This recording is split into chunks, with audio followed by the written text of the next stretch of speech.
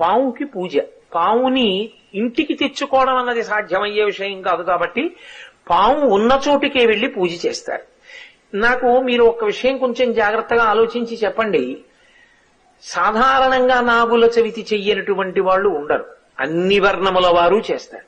అందరూ తలస్నానం చేస్తారు, చక్కగా పుట్టక పెడతారు, ఏదో అందులో గుడ్డు వేస్తారు, లేకపోతే చిమ్మిలి వేస్తారు, లేకపోతే చలివిడి వేస్తారు, లేకపోతే ఆవు పాలు పోస్తారు, ఆ పుట్ట చుట్టూ తిరుగుతారు, పిల్లా పాపలతో నమస్కారం చేస్తారు, ఇంటికి వచ్చేస్తారు.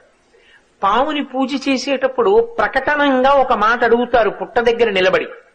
ఎందుకు అడుగుతారు అంటే దానికి కారణం ఉంటుంది. నాగమును దేవతగా భావన చేసి పూజ చేసి ఆ పుట్ట దగ్గరికి వెళ్లి అది తినే పదార్థములను ఆ పుట్టలో సమర్పణం చేసి ప్రదక్షిణం చేసి నమస్కరించి ఆ గోవుని అక్కడ ఉన్నటువంటి ఆ పావుని ఒక విషయం అడుగుతారు.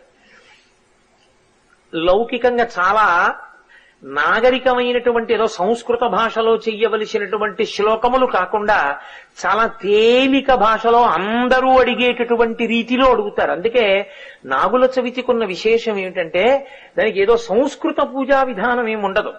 వీళ్ళందులో పాలు పోసేస్తారు, అక్కడ నిలబడి ఓ మాట అడుగుతారు.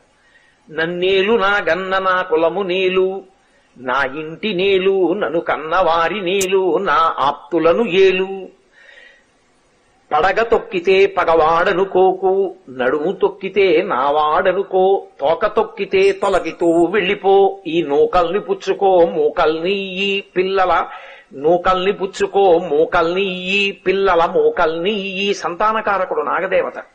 నాగదేవత అంటే సుబ్రహ్మణ్యుడు. అందుకే పురుష వీర్యమునందుండేటటువంటి సంతానోత్పత్తి కారక కణములు సర్పరూపంలో తిరుగుతూ ఉంటాయి అని మనకి పెద్దలు చెప్తారు. నేను ఈ మధ్య ఒక సైంటిఫిక్ జర్నల్లో ఆర్టికల్లో కూడా చదివాను ఆ విషయాన్ని.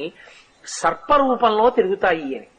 అది నాగదేవతానుగ్రహం ఉంటే, అందుకే సుబ్రహ్మణ్యుడి యొక్క నామాల్లో వంశవృద్ధికారకాయ నమః అని ఒక నామం ఆయనకి. ఆయన వంశాన్ని నిలబెడతాడు సంతానకారకుడై.